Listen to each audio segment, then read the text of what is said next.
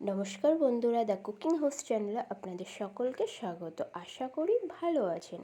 আজ আপনাদের সামনে আরও একটা নতুন রেসিপি নিয়ে হাজির। আজকের রেসিপি চিকেন চাপ। কম বেশি আমরা সকলেই বাড়িতে এটা বানিয়ে থাকি।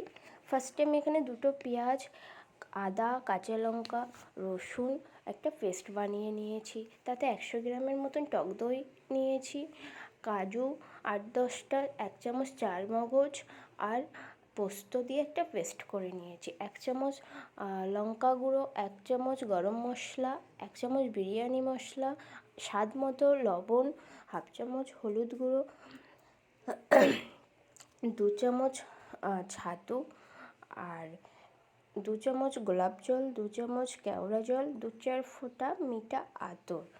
আমি এই মশলাগুলোকে সব একসাথে মিশিয়ে ভালো করে এর মধ্যে চিকেনগুলো ম্যারিনেট করে নেব।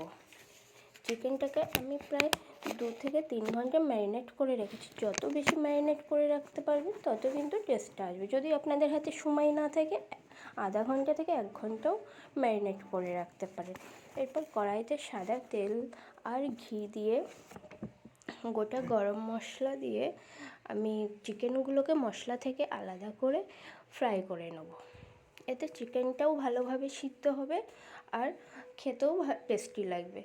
এরপর বাকি মশলাগুলো আমি চিকেনটার ভিতরে দিয়ে দেবো। রান্নাটা পুরোটাই কিন্তু ধিমে আঁচে হবে, আস্তে আস্তে ঢেকে করবো আমি এতে আলাদা করে কোনো জল দেব না।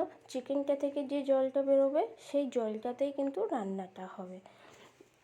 আপনারাও ভিডিওটা যদি ভালো লাগে একবার ট্রাই করে দেখতে পারেন। আশা করি রেসিপিটা ভালো